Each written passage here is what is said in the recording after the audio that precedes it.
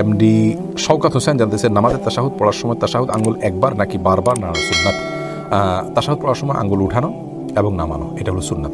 বারবার নাড়ানোকে অনেক ওলামা ইকরাম সুন্নাহ মনে করেন, আমরা সেটাকে সঠিক মনে করি না। হাদিসে নাড়ানোর কথা বলা আছে, কিন্তু নাড়ানো মানে উঠানো এবং নামানো, এটাই নাড়ানো বলতে আমরা বুঝি। সারাক্ষণ নাড়াতে থাকে, হাদিসে আছে এটা নাড়ানোটা শয়তানের উপরে লোহার আঘাতের মতো। এই নাড়ানো মানে উঠানো এবং নামানো, এটাকে আমরা বুঝি। আর সারাক্ষণ নাড়াতে থাকা এটা আমরা এখানে সঠিক মনে করি না। এই বুঝটাকে হাদিস থেকে যারা এটা বুঝেছেন এটা সঠিক মনে করি না। এর কারণ হলো বেশিরভাগ হাদিসই ইউশিরু এসেছে, অর্থাৎ আপনার তাশাহুদের সময় আঙ্গুল দিয়ে ইশারা করতে হবে। তাছাড়া আঙ্গুলটা কেন উঠাতে হয়? আমরা মুখে সাক্ষ্য দিচ্ছি, আঙ্গুল উঠিয়ে সেই সাক্ষ্যটাকে মুখের সাক্ষ্যটাকে হাতের সাথে আমরা মেলাচ্ছি, যার কারণে হাত উঠিয়ে সাক্ষ্য দেওয়া মূলত। তো নাড়াতে থাকলে তো আর সাক্ষ্য দেওয়া হয় না আসল বিষয়টা। তো একে তো হাদিসের ভাষ্যগুলো অ্যানালাইসিস করলে দেখা যায় যে ইশারা করতে বলা হয়েছে, আর নাড়াতে থাকলে ইশারা হয় না।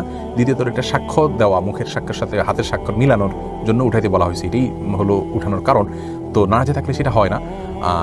আর তৃতীয়ত নাড়ানোর ভারে যে হাদিস রয়েছে সেটাকে আমরা এভাবে ব্যাখ্যা করতে পারি যে উঠানো এবং নামানো এটাই নাড়ানো। তাহলে সবগুলোকে সামনে রাখলে উঠানো এবং তাশাহুদ শেষ করে এটাকে নামানো, এটাকে আমরা অধিকতর শুদ্ধ মনে করছি। যদিও অনেক ওলামা ইকরামের মতে যতক্ষণ আপনি বসে থাকবেন হালকা হালকা করে নাড়াতে থাকবেন, এই নাড়ানোটা শয়তানের জন্য আঘাতের মতো হাদিসে রয়েছে, সেটাকে তারা সেই ব্যাখ্যাটাকে নিয়েছেন। অতএব তাদেরটাকে আমি ভুল বলছি না, কিন্তু আমার কাছে যেটা সঠিক মনে হয়েছে আমি সেটাই শুধুমাত্র বলেছি।